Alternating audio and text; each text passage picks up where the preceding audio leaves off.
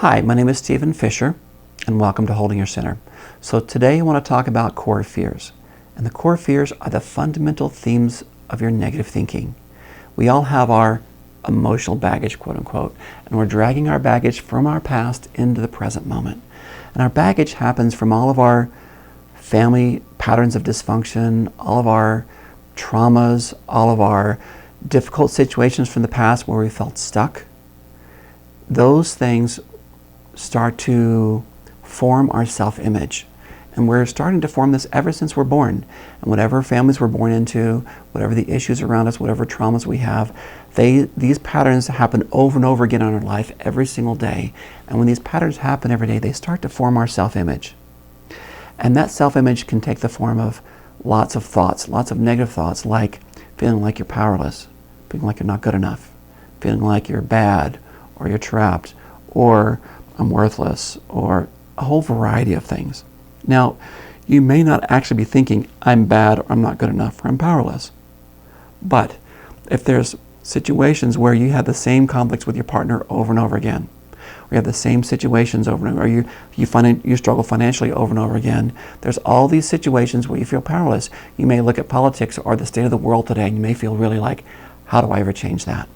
So there's lots of things you can't change in life. You can't change your partner, you can't change politics, you can't change affairs of the world, you can't change necessarily your finances today.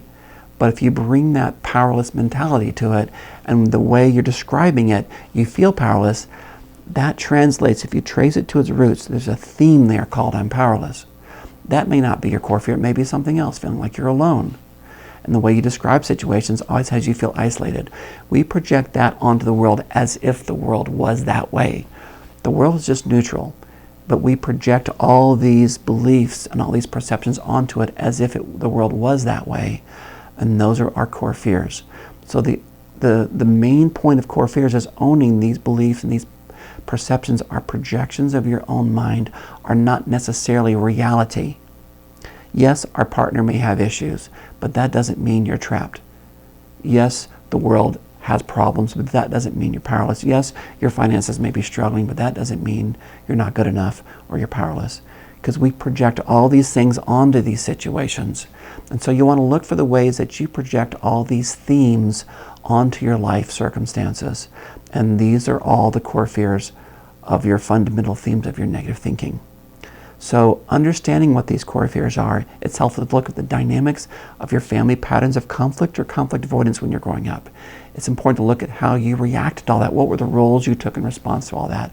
It's important to look at how you perceived all those things. If you remember the story of the dog and the mailman, that's a story of how we take our own beliefs and our own fears and we project it onto the situation outside of us.